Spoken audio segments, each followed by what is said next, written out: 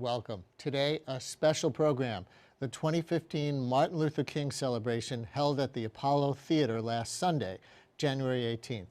The event, part of the Apollo's Uptown Hall series and co-sponsored by Wnyc Radio, focused on the 50 years since the passage of the 1965 Voting Rights Act. I moderated the discussion along with MSNBC's Melissa Harris-Perry. The guests included Congressman Charles Rangel, looking back as he prepares to retire. Also social entrepreneur Majora Carter, and many other great and distinguished speakers. And as one might expect at the Apollo, there was music. Enjoy.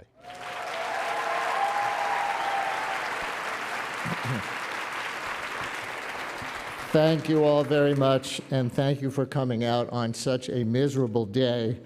You could be home watching football right now, you know. So it says a lot about you that you are here today. It all begins in Selma, Alabama, with the Dallas County Improvement Association. The year is 1963. The goal is to have the white and colored signs removed from public buildings, investigate police brutality against blacks, and increase access to jobs and voter registration.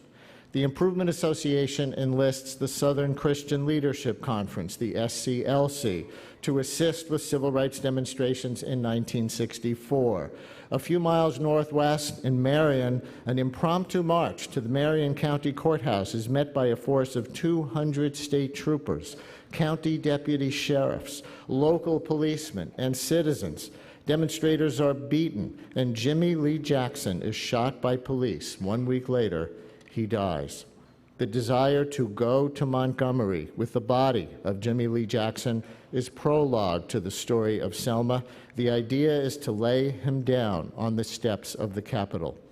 Over the next 90 minutes, we will dissect and discuss the struggle for justice that followed. Bloody Sunday, Martin Luther King Jr., the Marchers, President Lyndon B. Johnson, Student Nonviolent Coordinating Committee, CORE, and the SCLC. What was then and what it all means today, 50 years after the signing of the Voting Rights Act. Now, please welcome my co-host for the afternoon, none other than MSNBC's Melissa Harris-Perry.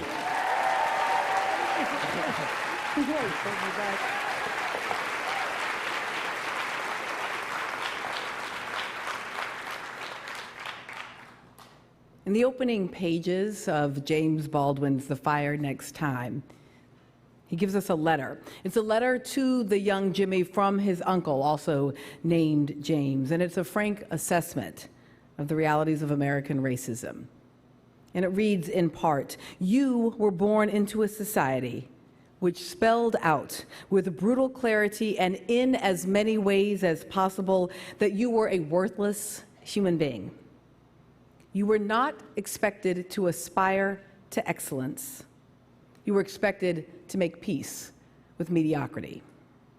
With this literary device, the letter from black adult to black child about the realities, the harsh ones, of American racism, Baldwin draws our attention to a particularly brutal aspect of American inequality, the need to accommodate injustice, to learn to cope with bigotry, to perfect the performance of inferiority.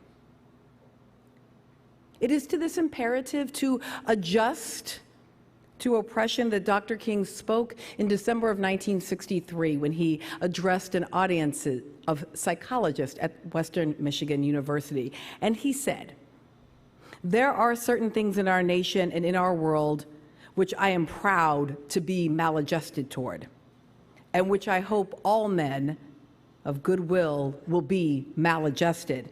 I say very honestly that I never intend to become adjusted to segregation and discrimination.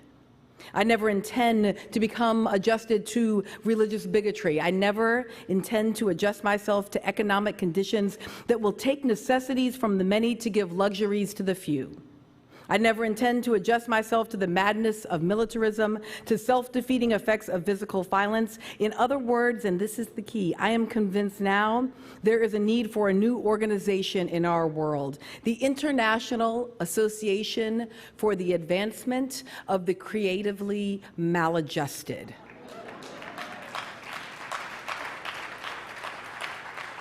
So here we stand now, 50 years after the passage of the Voting Rights Act, and we witness the rise of another generation of a new movement deeply connected to this previous movement, and a movement of determined creative maladjustment that refuses to accommodate injustice.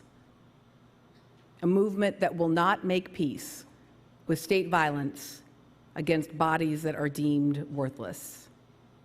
A movement that does not mimic King's movement, but responds to his call for creativity, solidarity, and impatience.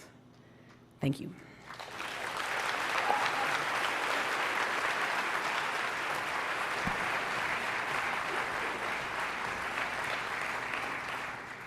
Ladies and gentlemen, joining Brian Lehrer on the Apollo stage is master lawmaker, founding member of the Congressional Black Caucus, representing New York's 13th Congressional District, which includes the Appollo Theater in Harlem, the Honorable Charles B. Rangel.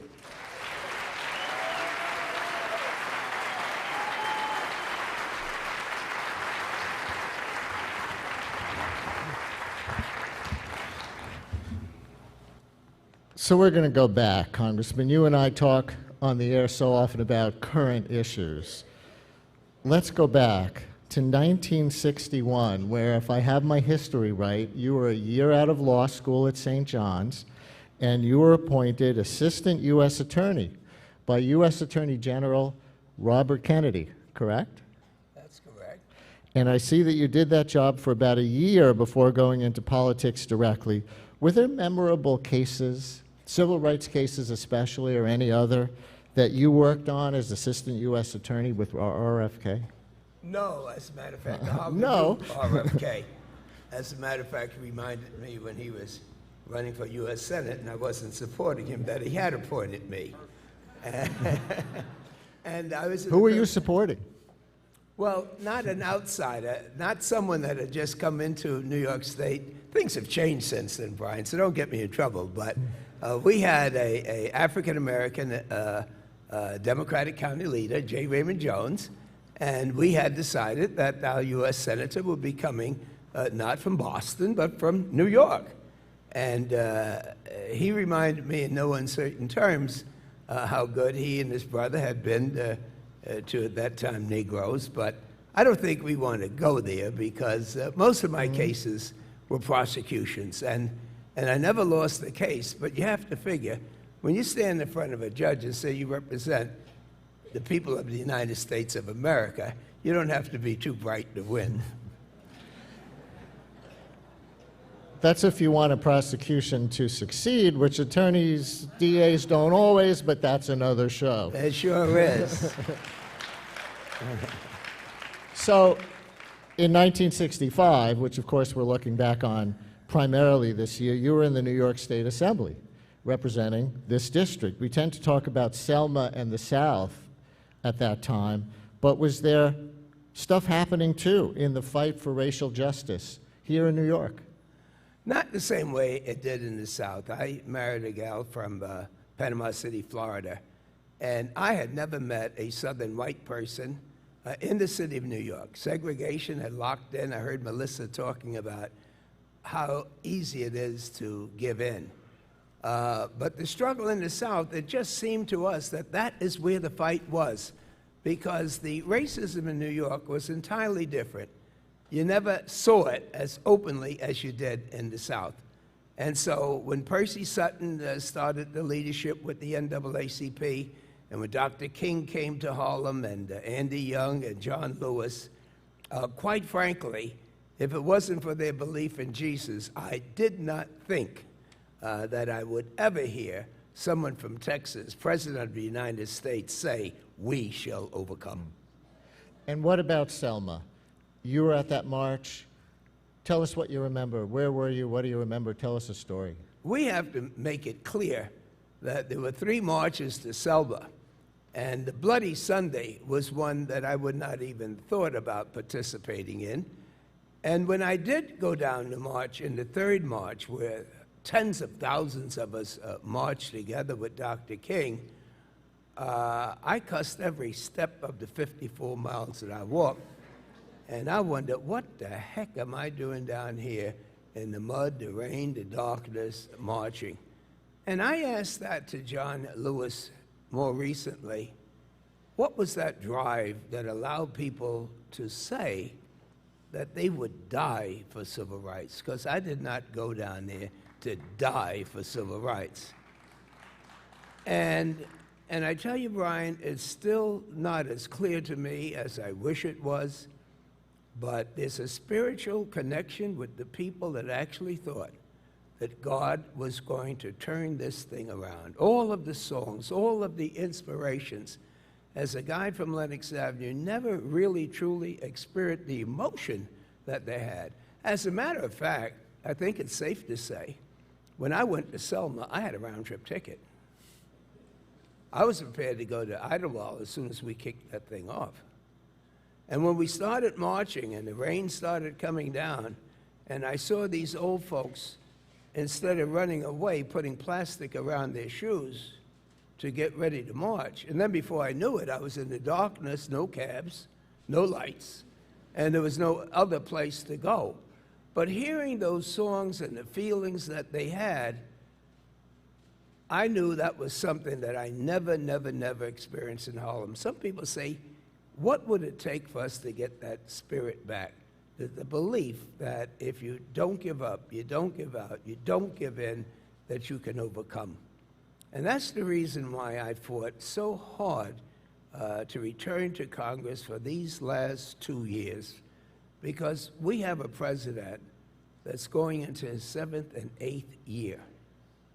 And believe it or not, the same people that were cursing and spitting on us during that 54-mile march have now taken off their sheets, taken off their Democratic Dixieland thing, converted themselves to Republican.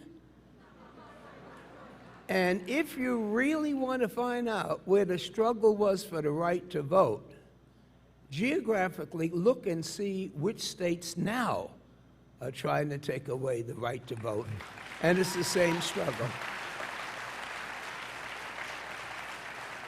But let me follow up on that with what might be a tougher question. Because yes, we are observing the 50th anniversary of the Voting Rights Act this year. And so many of us are sad that the Supreme Court recently cut a lot of the heart out of the Voting Rights Act. But there are also many people who don't exercise that right, African Americans and many others in the United States. Why do you think there is such low voter turnout in New York and elsewhere for a right that was so hard won?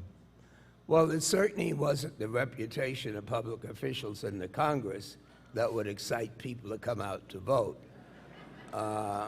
In addition to that, people sometimes believe, and we have to overcome that, and that's the biggest fight, that it just doesn't make any difference what I care, what I vote for.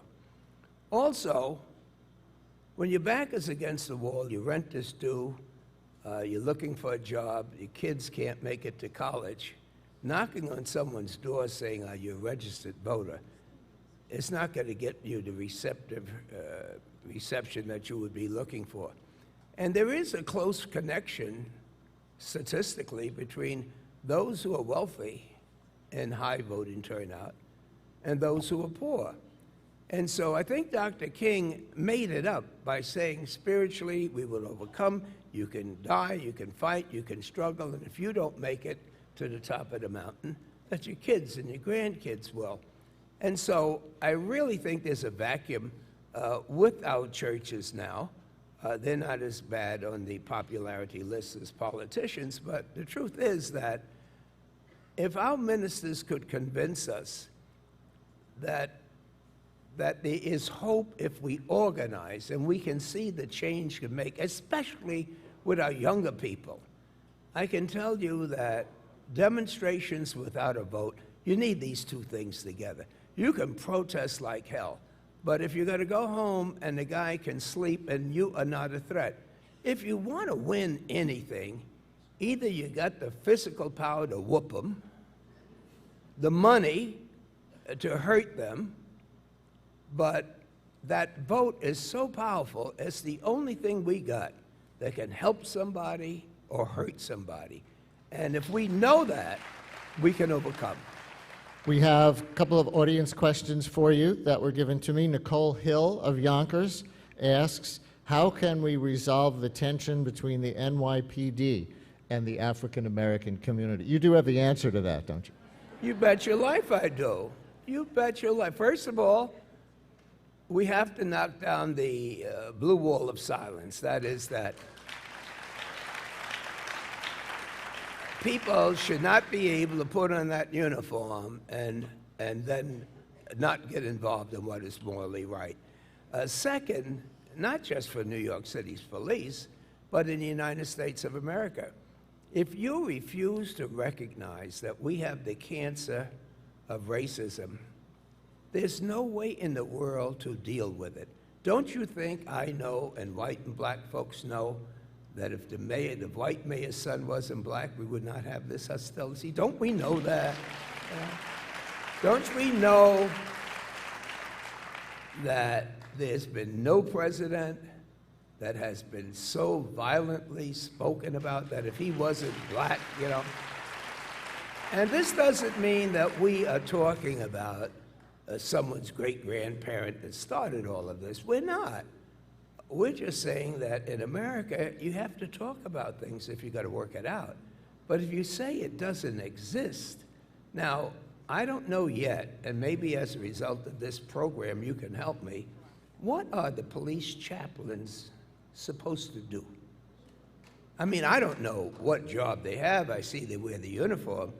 But God knows if there was ever a time for them to step forward and say enough is enough, and that the fact that some policemen have treated people that they work for unjustly in certain communities around the country doesn't mean that we support people who are not well shooting people, especially policemen. Someone has to say it. Who could better do this? Certainly not Pat Lynch, but who could better do this than the chaplains who represent Moses and Jesus and Allah, put on the uniform and come out of the closet? And last question before Melissa Harris Perry and some other panelists join you. Jocelyn Scott of Manhattan asks, is MLK's dream for a more just and fair society attainable in such a fractured society? You bet your life. You bet your life. You know, we can complain all we want, but there's no one applying for any visa to go anywhere.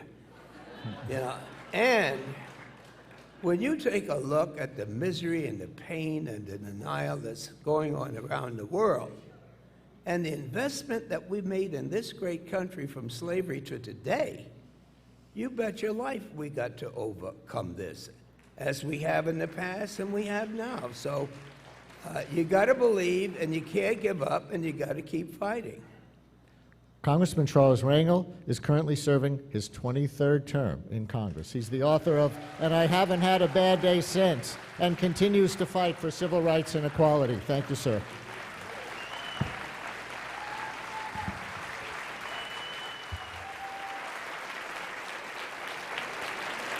Now, you know, while great good came out of the civil rights movement, women found their voices muted and often disregarded. As the great activist Dorothy Height once stated, there was an all-consuming focus on race. We women were expected to put all our energies into that. There was a low tolerance for questions about women's participation. This despite the fact that most of the movement's organizations were made up primarily of women and youth. Now, though these were familiar structural constraints within the society of the 60s, several remarkable women would emerge to complement the movement, to lead the movement with both their presence and leadership and commitment to the cause. They would emerge from organizations such as the Council of Negro Women, the aforementioned Dorothy Height, and Anna Arnold Hedgeman, to name just two. Others would mobilize at the local level. Some served through song, like Mahalia Jackson. Are you familiar with SCLC Executive Director Ella Baker?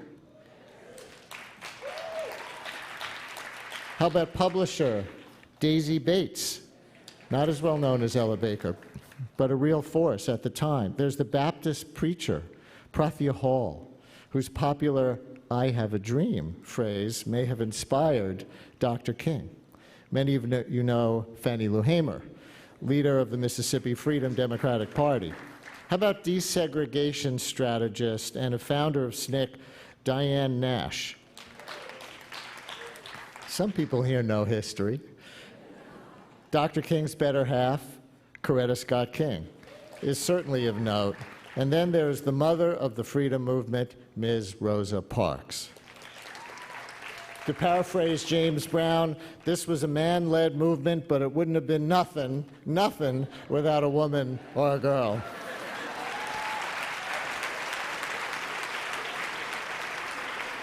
Ladies and gentlemen, in honor of women and their role in the struggle, we start with a tribute to human rights activist Yuri Kochiyama. Please welcome to the stage her granddaughter, Akemi Kochiyama. Good evening. My grandma Yuri was born on May 19, 1921, and raised in San Pedro, California. The children of Issei, first-generation Japanese Americans, she and her two brothers enjoyed a relatively comfortable childhood and adolescence until their lives were forever changed after the arrest of her father, a successful commercial fisherman at the onset of World War II. Like many other Japanese American community leaders at that time, my grandmother's father was unjustly accused of being a spy and incarcerated as a prisoner of war immediately after the bombing of Pearl Harbor. Having no evidence against him, he was released a few weeks later, emaciated and unable to talk. He died the next day. Although my grandparents would not develop a political consciousness or fully comprehend the racist implications of Executive Order 9066 until years later, their experiences during the war informed a new sense of themselves as people of color in America, as they began to build family and community in post-World War II Harlem. While Yuri had always been an active member of her community growing up in San Pedro, she did not become politically active until the early 1960s in Harlem, where she and her husband Bill were raising their growing family in the Manhattanville houses on West 126th Street. It was here in Harlem that my grandparents initially got involved through their membership in the Harlem Parents Committee and then the enrollment in the Harlem Freedom School. Yuri's education and involvement in these organizations led to her participation in and support of a wide range of community organizations, as well as African American, Asian American, and Third World movements for civil and for human rights. She was also involved in ethnic studies and against the war in Vietnam. In 1963, she met Malcolm X, what she would later refer to as her political awakening. Their friendship and political alliance radically changed her life and her perspective. She joined his group, the Organization of Afro-American Unity, to work for racial and human rights. Through her many exchanges with Malcolm, Yuri's perspective became more radicalized and more international in scope, moving her to passionately commit herself to Black nationalist struggles in Africa and in the United States, to supporting Puerto Rican struggles for independence, to solidarity with Cuba, and countless other international liberation struggles. I grew up in Harlem, very close to my grandparents, and spent much of my childhood in their crowded apartment on 126th and Broadway. My family used to joke that their home was like Grand Central Station, hosting meetings, fundraisers, performances, and guests 24/7. It was crazy and fun growing up there. From marching and handing out flyers in the street with her, to helping her host countless meetings and dinners in her home, to traveling around the country with her on the college speaking circuit when she was older, I think the thing I learned most from was bearing witness to my grandmother's tireless energy, her extraordinary compassion, and her genuine respect and the generosity she extended to every person she met. From Sunday school teacher to mentor for generations of young activists, from organizing letter campaigns to Japanese American soldiers who were fighting in the front lines during World War II, to writing thousands of personal letters to political prisoners here in the United States, from working as a nurse's aide in the infirmary in the internment camps, to cradling the head of Malcolm X as he lay dying at the Audubon Ballroom. For me, Yuri was an extraordinary example of what it means to live a life in service to others. I think her legacy is most powerfully reflected in the diversity and collective power of all of those who continue to fight in the front lines of social justice and freedom for all. Thank you.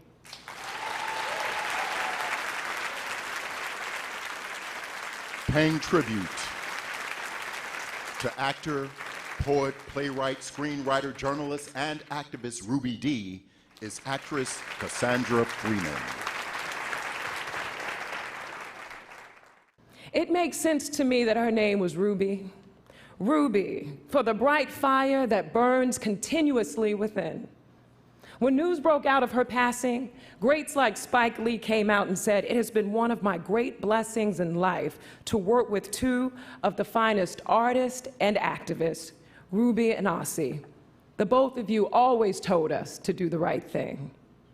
Of course, we know her as an actress of film, TV, and stage in iconic productions like Raisin in the Sun, where she co-starred with Sidney Poitier. We remember her in movies with Spike Lee like Do the Right Thing and Jungle Fever. We remember her in Alex Haley's Roots. And we remember her, of course, playing Mama Lucas in Denzel Washington's American Gangster, which she went on to get an Academy Award for that performance. She and her husband also went on to have a variety show on TV and on the radio where they brought on people like Gil Scott-Heron and Roscoe Lee Brown. In her lifetime, Ruby Dee, as an actress, picked up almost every prestigious award that an actor can get. Emmy, Grammy, Obie, Drama Desk, Screen Actors Guild Award, Screen Actors Guild Lifetime Achievement Award, as well as National Medal of the Arts and the Kennedy Center Honors. Did you know she was a Delta? She was a member of the NAACP, CORE, SCLC, National Council of Negro Women, and many others. As a child, she started honest as an activist. She started with her mother on the picket lines here on 125th Street, protesting discrimination, job discrimination. She and her husband were both friends to people like Jackie Robinson, Harry Belafonte, Martin Luther King, Malcolm X, and during the 1963 March on Washington, she and her husband both hosted the March on Washington. They emceed it. In 1970, she was awarded the Frederick Douglass Award from the Urban League. And in 1999, she was even arrested when she protested the brutal shooting of Amadou Diallo. In 1984, Ruby Dee was on the Bill Moyers Show for a 2-hour special called The Second American Revolution. It was about the civil rights struggle. In that special, Ruby Dee looks directly into the camera to speak fiercely to America at this time in 1984, and she said, "We came from slavery with the strength of true believers in our God, in our country, in our great documents, and we've tried to get a toehold to heal the old wounds and be made whole again, but America has met us with a false face, with a racism that has made the rage the basic rhythm of our lives, a racism that has trampled our self-esteem and numbed hope, racism, that cancer on the bosom of the nation that gnaws at the psyche of Black America and keeps us screaming and shaking for relief." To speak truth can be a radical thing. She was also a writer, where she wrote a weekly column in the New York Amsterdam News and penned 2 children's books. One that was called 2 Ways to Count to 10, which she received a Literary Guild Award, and a collection of poems and short stories called My One Good Nerve, which she performed as a one-woman show. Ruby Dee was also honored with an honorary degree from Princeton University, inducted into the Theater Hall of Fame, and so many more. But did you also know that she was a poet? A brilliant poet. Sometimes her words will lift you up onto a pink cloud, and others will put your feet firmly on the ground, begging you to take action. One of them is called Calling All Women, calling all sisters, calling all righteous sisters, calling all women to steal away to our secret place. Have a meeting face to face, look at the facts and determine our pace, calling all women. We want to reach first and second and third world women. Come together, women in and outside the power struggle. Working women, welfare women, women who have given up, women who are all frustrated, women who feel alienated and isolated, women questioning women, women unpolarized and unorganized, ostracized, tired of being penalized. Come, help us start to bridge the gaps, racial, cultural, generation. We want some action and veneration. These men, they just ain't doing it. They've had hundreds of years, now they about to ruin it. Prison, office, ex-prison worker, old and young and middle-aged women, singing, dancing, acting women, make this scene. Oh yes, and bring your lunch. Problems, common problems that we make and cause each other. Sister, daughter, old grandmother, female child, you can bring your little brother. Take the subway, grab a cab, saddle a mule, bike it, limo, take a choo-choo flyer, or pick him up and set him down. Socialism, communism, capitalism, womanism, feminism, lesbianism, here and now, or futurism. We just can't afford a schism. We got to get together or die. Now is the time for an evolution. Let's all get together and find a solution for how we'll make it to the next revolution or die. Oh yes, and don't forget to bring your lunch.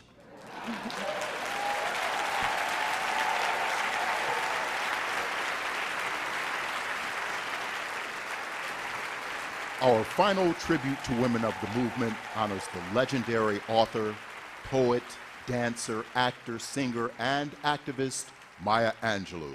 Please welcome to the stage songstress Allison Williams. Gives me great honor to be here to pay tribute to the memory of not only Dr. Martin Luther King, but my mentor, the late Dr. Maya Angelou.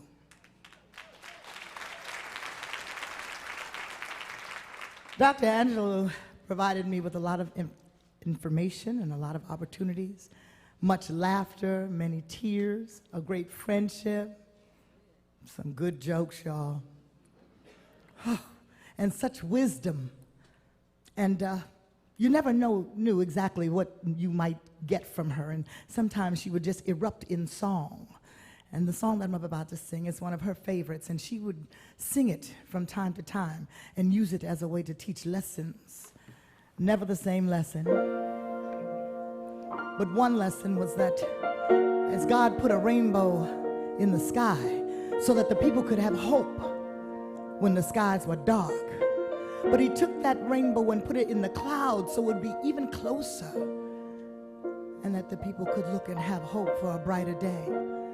But the lesson she wanted me to learn, and all of us to learn, is that we should strive to be a rainbow in someone else's cloud and be the hope for someone's brighter day.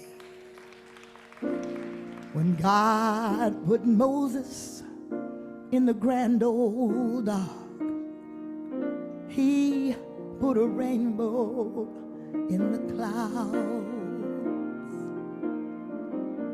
When the thunder rolled and the sky got dark, God put a rainbow in the clouds. In the clouds, in the clouds. When it looked like the sun wasn't gonna shine anymore, God put a rainbow in the clouds.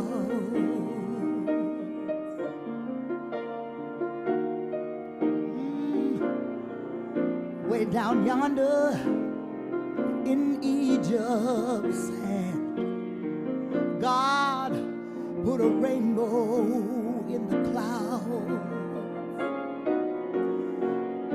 just to lead his children to the promised land. God put a rainbow in the clouds. In the clouds, in the clouds,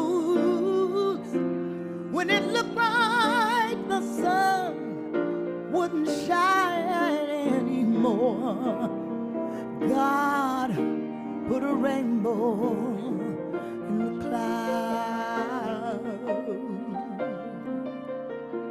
Oh, yeah.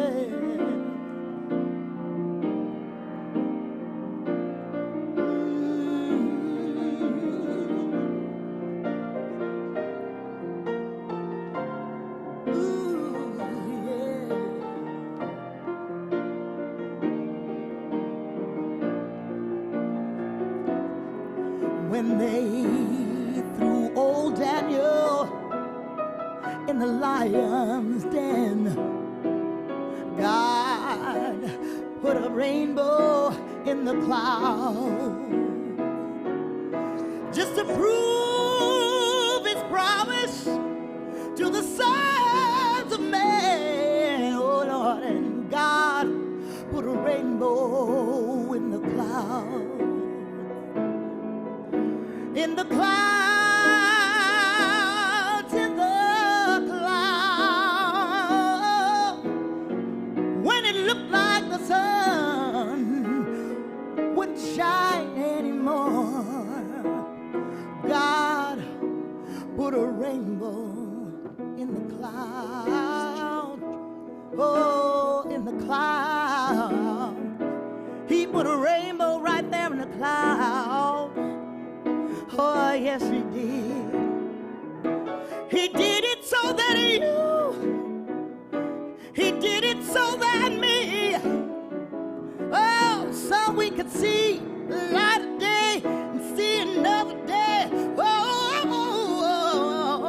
when it looked like the sun wasn't gonna shine anymore. Our God put a rainbow. God put a rainbow in the clouds. Yeah.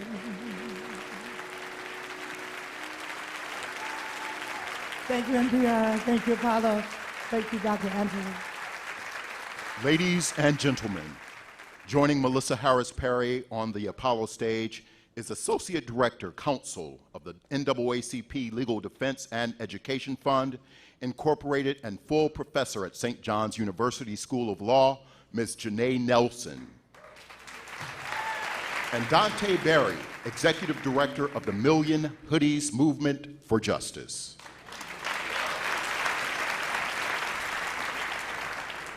I actually want to start by asking a form of the same question that I'd asked to my earlier panel, and in part maybe coming out of the tributes of these extraordinary women that we just heard from. How do we make sure that the next movement, one that both of you all are deeply engaged in different ways, the one that we're currently existing in, stands on the shoulders of giants but is not crushed down by the weight of the memory, that it actually does the work, continuing it without trying to mimic it? Well, I think we have to be as strategic as our forefathers and mothers were, but recognize that this is a new time.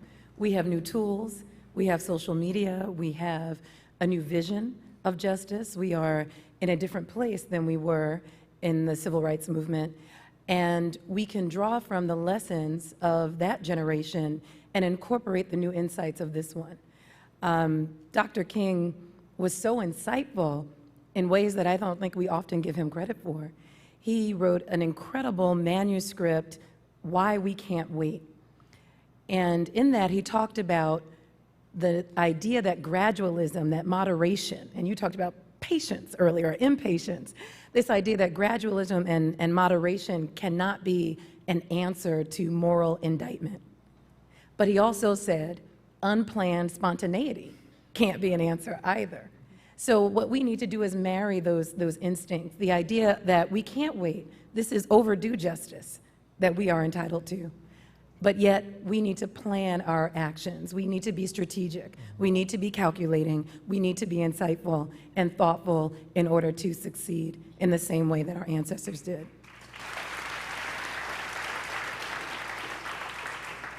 At the moment, Dante, so much of this current movement is existing around issues of law enforcement, policing, surveillance in communities of color, poor communities, urban communities, Black folks communities. What are we getting wrong in how we tell the story about what is happening right now? There's 2 points, I think. The first effort is around who's most impacted by the issue. And I think we have heard this myth that only Black men are infected by policing, which is not true. Black women are also affected by policing, as well as Black trans folk and queer folk. And we're all impacted in different ways. And I think when we see this movement, when we look at Ferguson, we look here in New York, we look all across the country, the folks who are on the front lines are Black women and queer. And I think when we look back on some of our own history in this movement for Black liberation, those identities have often been left out and erased. So it's important that when we talk about Black Lives Mattering, we include that.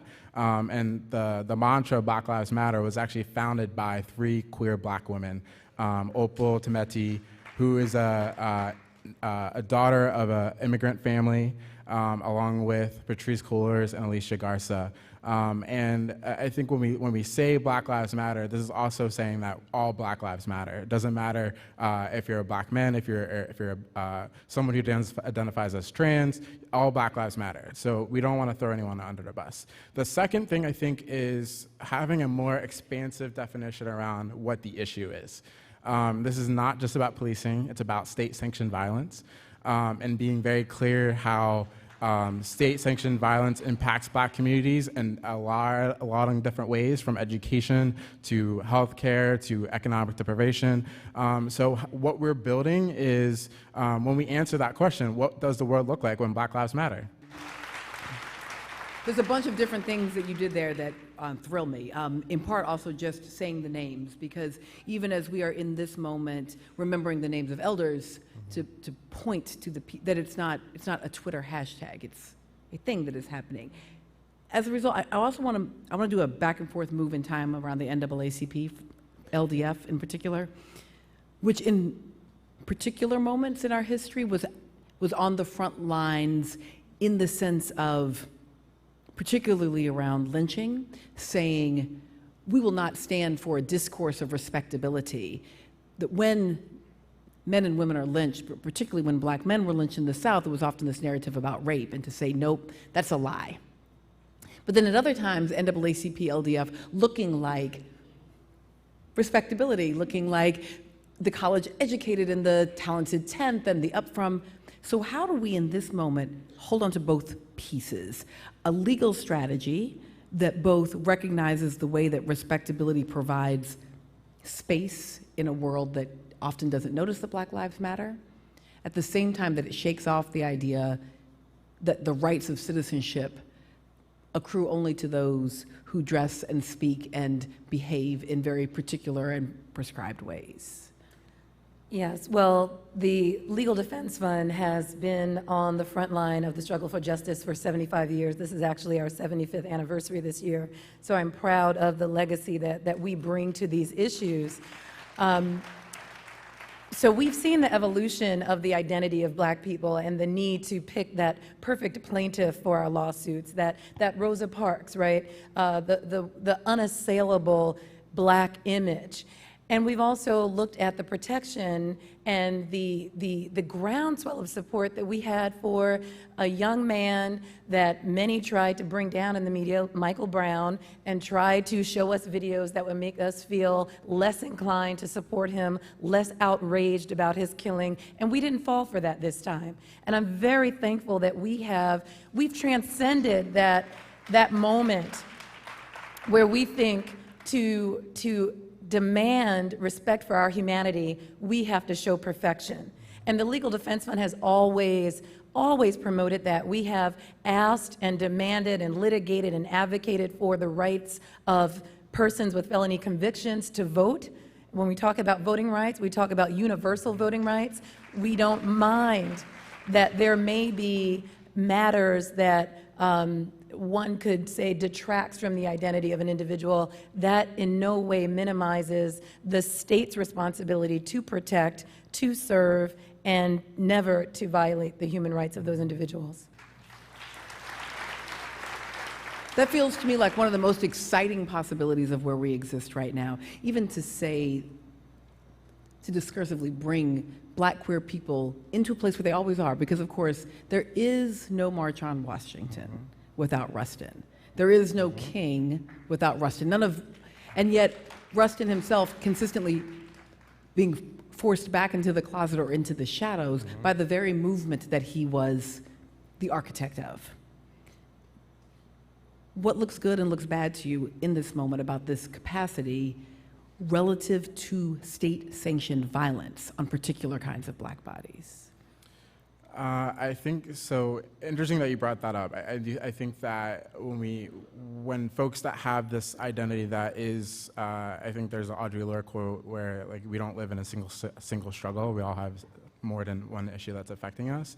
Is that the folks who have these identities want to bring their full selves into this work, recognizing that yes, you can be a woman and a Black, but those issues are all connected to how you live as a person, as your personhood. So I think when we look at these issues and we look at state-sanctioned violence, is also being very, having a sense of security within the folks that you're working with, and thinking about how, thinking about how all of these issues, we need to have intersectional solutions to these problems, because we can't leave anyone behind. And I think that when we look at the past 50 years and where we want to be going in the next 50 years, we need to have an inclusive agenda, an inclusive vision. And this is the first time, and I think in a very long time, where we can really be visionary and bold in what we're trying to push for.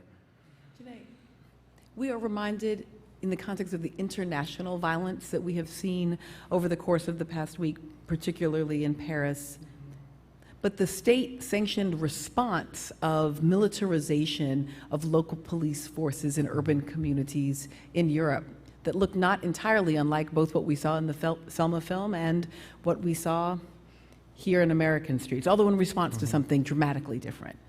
But giving me still a sort of sick pit in my stomach.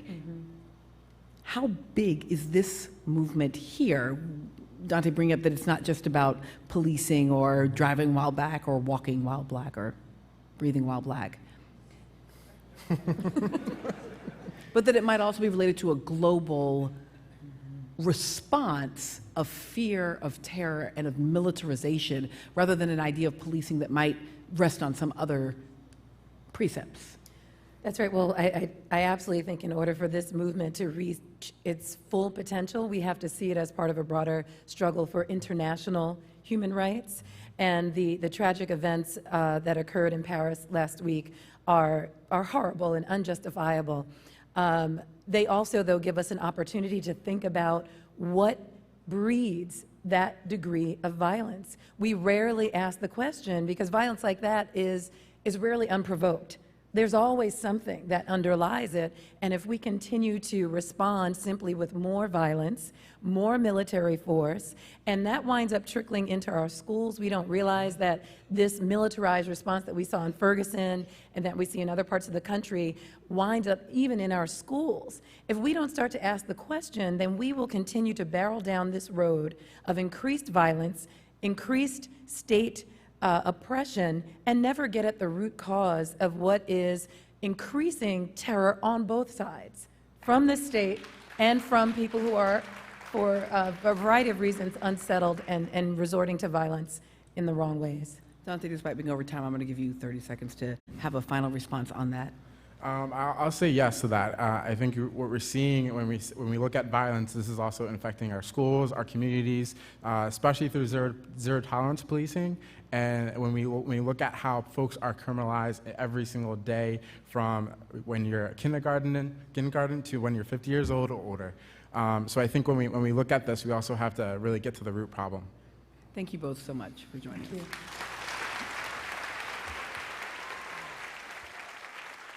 Joining Brian Lehrer on the Apollo stage is Majora Carter, social entrepreneur and Peabody Award-winning broadcaster. Civil rights activist and president of GlobalGrind.com, Michael Skolnick, and comedian, entrepreneur, and the author of How to Be Black, Baratunde Thurston. Also, attorney at law and civil rights activist Rita Bender. So, Majora Carter, I think you've been speaking lately about the connection between personal economic stability and a successful justice or equality movement. Do you mean both in the 1950s and 60s and today? If we think about what was one of the big factors behind the success of the civil rights movement, there was a really stable black middle class that actually helped make sure that some of that happened. And I think when we go forward, we sometimes forget that there were some unintended consequences to integration. The fact that that economically stable base, although in places that were racially segregated, left because they could. And there was this I think, thing that still happens in low-income communities right now, but the poverty is concentrated, all of the issues associated with it, low educational attainment, high unemployment, high crime, obviously the incarceration rate that we are still experiencing are all a part of that. What we want to think about and understand is that it is difficult to push around economically empowered people. And so one of the things that I'm really focused on is making sure that we are creating not just expecting that it's only just the power of the vote that's going to push people forward, but there really is the economically empowered people who feel as though they can afford to be civically engaged as well. And so what does that mean? Is that a policy level statement like President Obama these days talking about a tax hike on the wealthy so he can give a tax cut lower down? He's talking about community college for all for free, for all who want it. Or are you thinking that, say, Martin Luther King led the poor people's movement toward the end of his life? That was looking for political solutions to economic inequality. Right. Are you saying focus more on personal success? Those policy measures that you suggested are really important, but there's also just the nitty-gritty. The best form of social service, of empowerment, I think, is a job. And so how do we structure projects and programs around it to produce that and make it so that folks have the capacity, especially when they're living in areas where there are issues around where their next meal's coming from, the fact that their kids aren't doing so great in school, all of the fact that we are being incarcerated at crazy rates in relation to the rest of the society. When we know that if we give people choices, economic choices that allow them to become stable, active members of our community, of our society, they generally will take that choice. The fact is we can look for different types of market-based approaches in order to do that and think about not just preparing people, for job training programs that don't exist, but really come up with looking at what is the market going to bear and preparing people to succeed, whether it's in technology or in other aspects, and doing those things for real. And Baratunde Thurston, I know you're into technology and social media. What role? I was just tweeting from the stage. Yep. Tweeting from the stage. He is a peripatetic, is that the word? Tweeter. He does not stop. But do you think? Well, what role do you think that plays in political and economic empowerment? I think it's huge, and I just want to honor the presence here. Just a round of applause from everybody for everything we've been seeing. I'm humbled to be on this stage. I'm humbled to be next to Majora Carter's boots, which are incredible. They are among the most impressive footwear I've seen in some time, so just thank you for bringing it. I would march in those shoes, that's what I'm saying. So, It's a good thing there'll be a TV version of this, not just a radio version. we're working on it, man. As far as the technology goes, yeah, I mean, we are very enamored in this country of quick solutions. We're really good at marketing, we're really good at salesmanship, we're really good at cheat codes and shortcuts. So I don't want to simplify things and say, oh, if we just put like a computer in every classroom, then all of a sudden justice rains down like water. It doesn't quite flow that way. However, the reverse is somewhat true in that without us participating, collectively us, the Black Lives Matter, the brown, the poor people of the world as well, without us not just being users, but also architects of our technological future, we're almost literally invisible, right? We've created this interesting world where so much of our human interactions go through these black mirrors, these glowing rectangles, these shiny screens, and we're not determining the rules of those games. A handful of people, generally antisocial people, are determining all of our social tools. That's awkward, right? That's really awkward. And so when you think about, who's at that table, who's running the server, who is actually uploading the code, is very important. Great opportunity, great challenge. So I see things like Yes We Code, which connects a few threads tonight. Van Jones, who is the founder of the Ella Baker Center for Human Rights out in Oakland, has shifted through green jobs and now into this latest pipeline issue of prison to Silicon Valley pipeline. If there's anybody who's full of innovation, it's people in prison, right? You make anything work out of nothing. That's a hacker right there, right? We are sitting on geniuses who are locked up behind bars.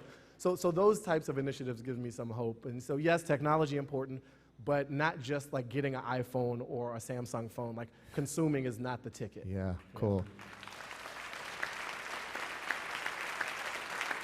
So, Rita Bender, we've been seeing the best jobs growth in the country recently since the boom years of the late 1990s, and yet what happens with wages is still leaving us a society with such inequality. And I'm curious if there's anything you would say to compare the underpinnings of the civil rights movement in the 60s, as Majora Carter was just referring to it, with today.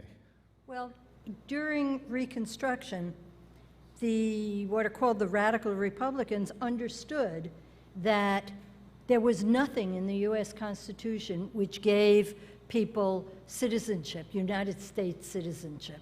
And that was deliberate because when the Constitution was first written, creating states' rights without real federal rights meant that without U.S. citizenship, the U.S. government had no power to deal with slavery, among other things. So, Reconstruction sees a short 12 years of recognition of national citizenship. We don't see that concept emerge after all the Jim Crow years until the 20th century civil rights movement. And what we're really seeing then is people striving for national citizenship. What we are seeing now is a frightening reemergence of states' rights. And as a result, you've got people who can't vote because of a whole lot of insidious plots to keep people from being able to vote. That means they can't decide who's in Congress. That means Congress can sit on its hands and not do anything. And it means that we have poor people whose interests are not addressed, and they are not addressed deliberately. Why does all this matter? Why is it something other than arcane history? It matters because we have to understand we are all national citizens, and part of what all of you are talking about in terms of dealing with people who are denied is having them and all of us who are not denied the ability to understand we are in this boat together. We are all national citizens, and we need to mobilize around the concept of national citizenship. It's so interesting that patriotism, which you would think would say exactly that, so often leaves us divided in us versus them camps. Michael Skolnick, I see that much of your career lives at the intersection of politics and pop culture, such as being political director of Russell Simmons' Global Grind. And I see Global Grind has hundreds of thousands of Twitter followers, for example. How does this intersection of politics and pop culture work to change things? Well, what an interesting place in this country. We are at a place, as Baratunde, my dear friend, we have a relationship with a device, oftentimes more than a relationship with a person. But what's happening today, and what's inspiring to me as someone who grew up in this town and who never thought, because I didn't have the talent of Allison Williams, that I would grace this stage and ever rub that piece of wood as you walked on, is that young people, you know, as Baratunde said, you know, they talk about young people that they take a lot of selfies, or we take a lot of selfies, but we're not selfish, right? And let's be clear. Like we might love ourselves, but we're not selfish. Because, thank you for holding that up. I don't know what that says, but hopefully it says something very positive. Thank you. But that we are, if I look at this audience, this is an audience that is reflective of this city. It's white, it's black, it's Asian, it's Latino, it's LGBTQ, it's undocumented and documented, it's young and it's old. But yet, we know that even in the 60s, that 63 March on Washington, Harry Belafonte, who had the hottest, Harry Belafonte is the first artist in the history of music to sell 1 million records. Elvis Presley, my ass. Harry Belafonte, 1 million records. Harry Belafonte was the hottest artist of his day. He wasn't no fringe underground rapper. He was hot. Joan Baez, right? Charlton Heston was there. Charlton Heston, right? Sidney Poitier was there. In '63 in the March on Washington, so even though there were great folks who were marching in hot red boots and pushing freedom forward, there was also pop culture in '63 as well. So when LeBron James and Dwayne Wade, and I don't want to be a name dropper, but I work for a famous person, so I apologize profusely before I tell this short story. When Trayvon Martin was killed, when he was murdered 2.5 years ago, we started a Facebook page, Brian, called Justice for Trayvon Martin, and 2 people signed up. Not my mom, not my girlfriend, not my brother. I couldn't even get my friends to sign up. 2 people day one. And nobody cared. We had done 1,000 articles on Global Grind called He Has a Name and She Has a Name by young black and brown kids who've been killed across this country. Black on black, this whole rap, we don't care about black on black violence, nonsense. Black on black violence, right? And urban violence, rural violence, school violence, police violence, state violence. And 2 people signed up. LeBron James and Dwayne Wade called us and said, what can we do? This young man was killed, he's from our town, what can we do? We begged them, we said, just take, it wasn't even selfies back then, Barry. We said, take a picture of yourself with your hoods up and just put it on Twitter. And LeBron and Dwayne Wade took the initiative to get the whole team to put their hoods up. That was a Thursday. On Friday, the 911 tapes came out, and on Saturday, this was a national discussion. I'm not saying it was just because of them. It was folks like Million Hoodies and folks and Dream Defenders in Florida and folks who were at the front line. But it helped. It gave the folks, the young folks, when Jay-Z breathes on something, when Kanye says something, it just helps the young people who are willing to die, Congressman Rangel, who are going to march tomorrow. These young 8th graders who sit in the front row, and Justice League NYC are going to march tomorrow in Harlem, who are ready to die for this movement. It helps when folks of note just breathe and say, we support you, and we see you, and we will stand with you.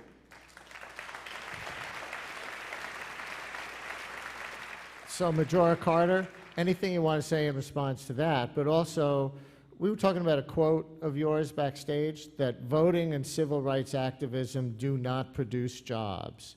What does this type of activism produce in 2015?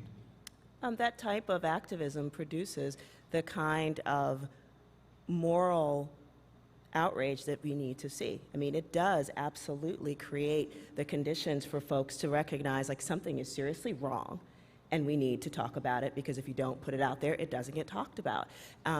And what I also think is incredibly important is it gives us all an opportunity to actually do something and really address some of the very serious issues around why are we still in this particular situation. The fact of the matter is 15 years after all this amazing legislation has passed, and again, all of the stats that Dr. King and the great men and women of the civil rights movement were working to deal with wasn't just the right to vote, it was equality to live a life worth living, with economic opportunity, with educational opportunity, knowing that you wouldn't be just penalized simply for the color of your skin, and all sorts of other things like that.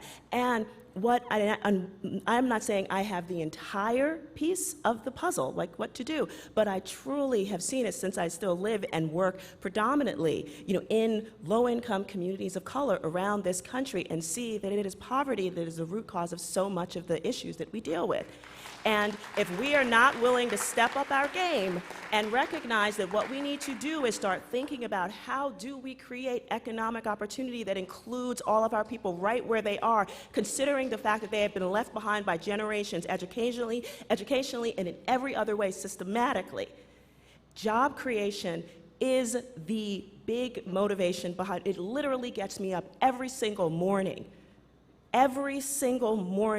because I can walk out of my door and see what happens when people have given up on themselves and when they know that there aren't options for them. In my own little way, we're using technology as a way to urban onshore jobs and actually use them with career ladders to say, you know what, you can participate in the tech economy. You don't always just have to be the first online at a Mac store giving somebody else your money. Okay, you can be producing this stuff, and this is how we move up into that world. And this stuff is not rocket science. It's not. It's literally about looking for the pain points within the various economic systems that exist right now, and figuring out ways that they can support our communities. That is one way, not the only way, but it is certainly the way that I'm spending my time, and other people that are working with me, to make sure that this is how we can do it. And hopefully you'll all be seeing a lot more about that lately. Thank you. Well, this panel obviously doesn't need me. Rita, you want to just pick it up and keep going? Sure. I'm not disagreeing in any way with the fact that we certainly need all kinds of work to create economic opportunity for people. But power does not give up unless it has to. And I sound like I'm reciting an old line. I think that there is a demand side that has to be built. And that's why when I talk about things like we are national citizens, I don't mean to be repeating the same thing like a mantra, but the reality is there has to be a demand side, and that demand side has to, in some significant part, coalesce around the right to vote. Why do we have 5 members of a Supreme Court that are prepared to do away with the right to vote and to do away with educational opportunities for people of color?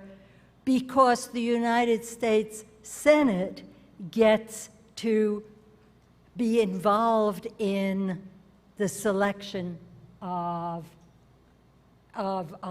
justices and judges, because the United States Senate gets to vote or not vote on all kinds of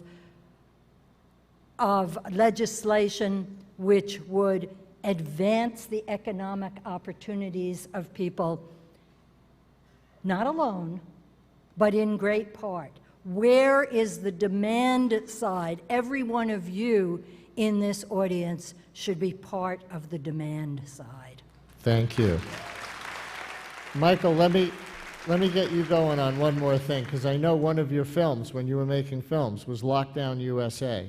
about Russell Simmons and others' campaign to repeal the Rockefeller drug laws here in New York, and that campaign was at least partly successful. How central today do you think drug law reform still is to equality in the criminal justice system? We hear a lot about police abuse right now. What about drug laws? Well, I think our good friend Michelle Alexander said it better than any of us could, that it's the new Jim Crow. For those who on the radio might be listening tomorrow, but who are in here, I'm white, right? So get that out of the way. What? Yeah, I know. Bear tune down. I'm not in your book. I'm not in your book. You didn't highlight me in your book. It's because I'm racist. Right? No justice, no peace. The war on drugs was a war against black and brown America, and it failed miserably. And white people have to stand up and say these things because it has destroyed the fabric of black and brown communities across this country. It is, as was mentioned before about prisons and innovation, we put diseased people who have drug addictions in prison, taught them criminal behavior, put them back in the streets, and then they were criminals, and destroyed many of our communities across this country. We have to do everything. I am inspired by Eric Holder. I'm inspired by President Obama's commitment in the past 12 to 18 months on this issue. We have to push the governor here in this state. He has a State of the State in 2 days, and he will talk about criminal justice reform. We have to end and dismantle the war on drugs once and for all, because we have the most amount of people incarcerated in the world, and we should not be the best at that. If you want to be the best, that is not one thing we should be the best at.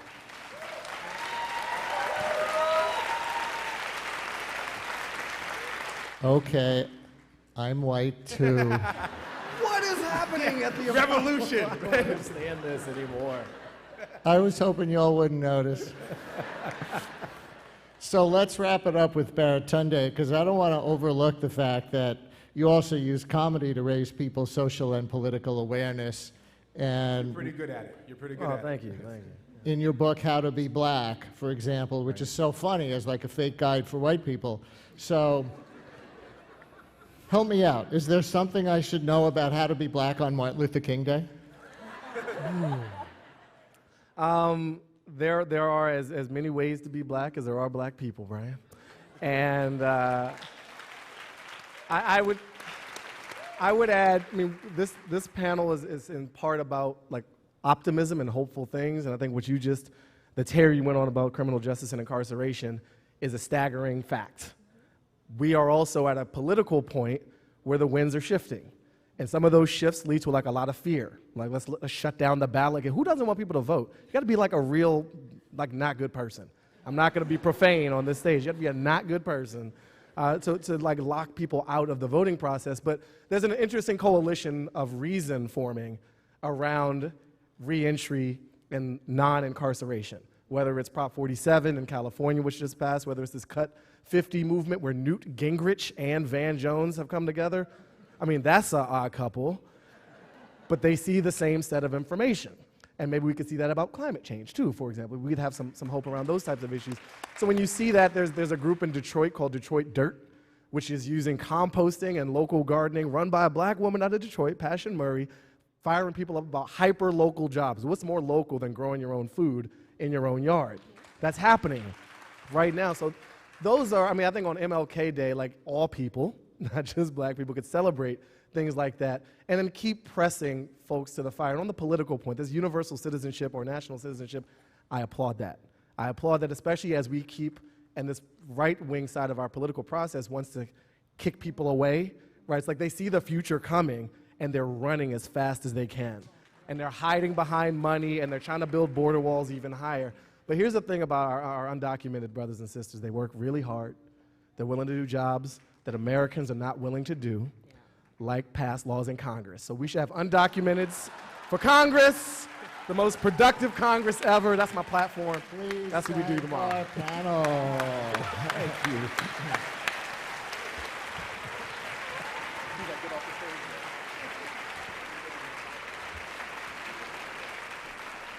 And at the same time as we thank those four great panelists, we welcome back to the stage my co-host, Melissa Harris Perry.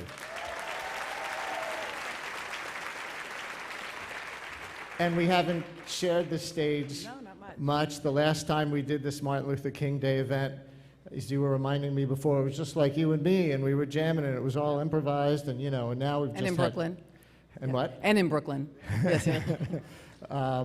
And in Brooklyn, that's right. And now here we are at the Apollo, and with all this great stuff that's gone before us. So I'm just curious to get you to reflect on the last couple of hours. What might have Nerdland abuzz? So, I don't know, I think Congressman Rangel messed up my head very early on before we got out here by asking that question about the willingness to risk lives, and particularly in a context where, we will celebrate this holiday because Coretta Scott King, the widow of Dr. King, continued the work so long after, continued to be certain that it would not, that Dr. King would not be lost to our history. And by preserving him, ends up preserving, as a matter of the need to keep complicating and nuancing him, all of the people around him who are so frequently forgotten. Diane Nash, who is like down the road. I mean, she's not dead, she's over there. And if we wanted to know, we could ask Diane Nash about it, and we could. So part of it is being in a space that was made by death, by a woman who wanted to ensure that the legacy of King would not die, but also would not become a Hallmark card or some sort of routinized version where we just pay homage to the great King. To sit here with a widow whose beloved is lost, but then who her entire work thereafter is about recognizing that, of course, white people are black. They're black all the time, not because blackness is some kind of residual blood question. You are black when you determine that your solidarity and even your life in the context of these civil rights workers is worth no more than a black life, and therefore you willingly put it on the line along and in solidarity with. And so all of that leads me then, Brian, to ask the question, so what in the world is our role as media? With the TV show, with the radio show, are we meant to just be paying tribute? Are we meant to have the mic? Are we meant to pass the mic? But more than anything, how do we have a genuine conversation about what is hard and painful and that people have died and are still dying for? It's a great question. And, for me, this is the 9th year in a row hosting a Martin Luther King weekend Sunday event. And I think this is the most intense year of all 9. And to look at the fact that we seem to be going in the wrong direction with voting rights, that incarceration is front and center in a way that it hasn't been in a while, that police brutality is so front and center. Even though it's different than Selma, it's so current and it's so raw, as if none of that other stuff had taken place. We have to allow voices other than ours. That's my job on the call-in show. We have to allow voices of real people to be raised up and be heard by everybody. That's how I see part of my job. And I also think, after talking to Congressman Rangel today and seeing him still so vital and still so engaged, how much we lost in the assassination of Dr. King, because they're contemporaries. Charles Rangel was born in 1930. Martin Luther King was born in 1929. So had it not been for that bullet, chances are fairly good that we would have been hearing his voice today in the midst of all this, and we lost 47 years of Martin Luther King. And Brian, I so appreciate you saying that, because of course all I can think is, and we will never have any idea what we lost in Trayvon, or in Michael, or in Eric. We won't even be able to guess what was lost in all of them, in all of the lives that we leave shattered in poverty and incarcerated, and just our willingness to do that to these black bodies over and over again, so that in a way, King just gets to stand in for all of the bodies taken from us in so many ways by our own complicity, and as you say, requiring us to call out, what are we losing? So thank you, and we'll give it back now to our Master of Ceremonies, Terrence McKnight. Ladies and gentlemen, in the tradition of Dr. Maya Angelou, please welcome a member of NYC Votes and Urban Word NYC, New York City's Youth Poet Laureate, Miss Crystal Valentine. Hello, everybody. I'm going to be reading a poem for you. This poem is entitled A Voter's Armageddon. Maybe we're just waiting for the locusts to come. Maybe we're waiting for the whole world to set fire, for God to finally cleanse this melting pot, for a purer human race to rise from the ashes, because obviously the stakes aren't high enough. Obviously, college debt isn't high enough, and high school dropout rates aren't high enough, and increased MetroCard fares aren't high enough. Obviously, President Obama's signature on an $8.7 billion food stamp cut isn't enough, and America's attempt to exile an entire continent isn't enough, and people being beheaded on national television just isn't enough. Maybe we're just waiting for something ridiculous to happen, like Miley Cyrus becoming the first female president, like racism being diagnosed as a mental illness, like police sirens becoming our new national anthem. Obviously, we're just waiting for something deadlier than rape culture and police brutality to split this world in half. Maybe politics aren't Armageddon enough for us, aren't spark enough to us, aren't call to action enough for us. This is a call to action, to rally, to revolt. And I know it's hard living in a society where we attend more funerals than birthday parties, and I know that you think you're just another flame in an uncontainable inferno. And what does a flame know about voting anyway? And what's a vote to a burning democracy? And I think I just saw the raptures coming, and I know you think Obama be just another God that has forsaken us. Just know that calling any man a god is the true Armageddon. Just know that your refusal to vote is the true Armageddon, so vote. Because when Armageddon does happen, it will look nothing like this. Thank you, guys. And now, for our finale, please welcome Tiffany Gospel Award winners, Harlem's very own Refining Faith.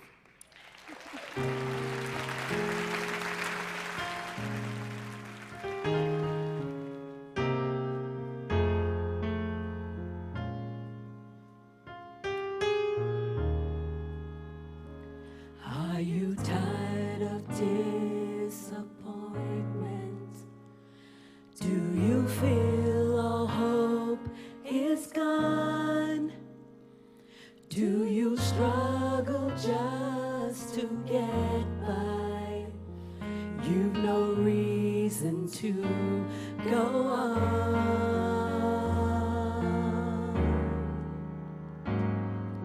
Someone should have told you that help is standing by.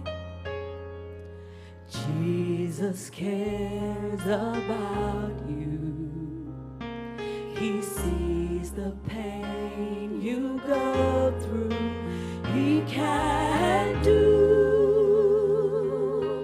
the impossible in your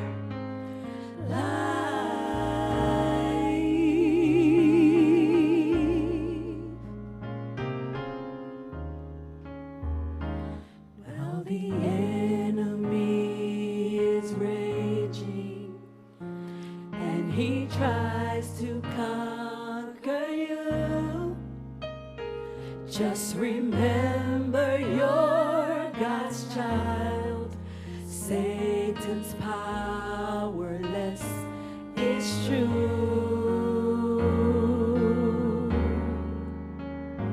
Just in case you have forgotten, there is nothing hard for God. The doors that close in your face will be open too with God's grace. He can do the impossible in your life.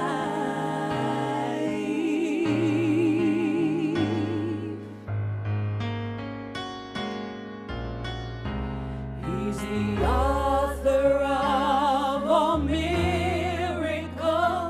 He controls both land and sea. There is nothing that's too hard for him. All you must do is believe. He can do the impossible in your life.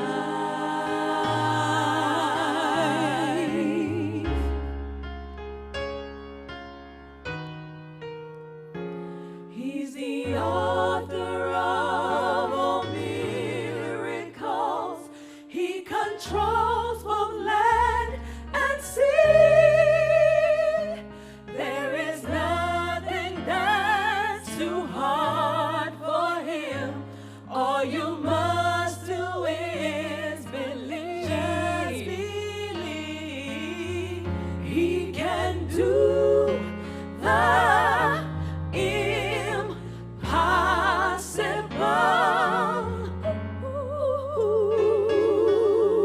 He can do the impossible.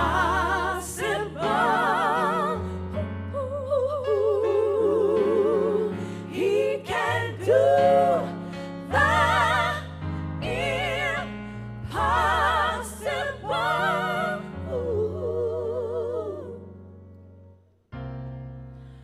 Let him work a miracle for you.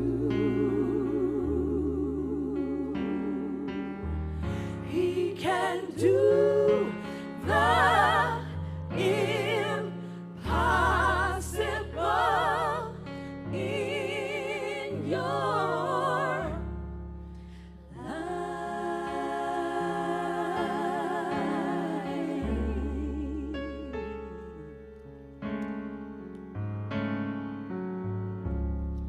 with God, nothing shall be impossible.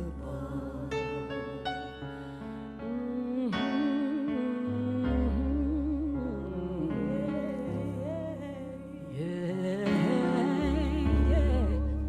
Nothing is impossible. With God, all things are possible. Doesn't matter what you're going through. God is there for you.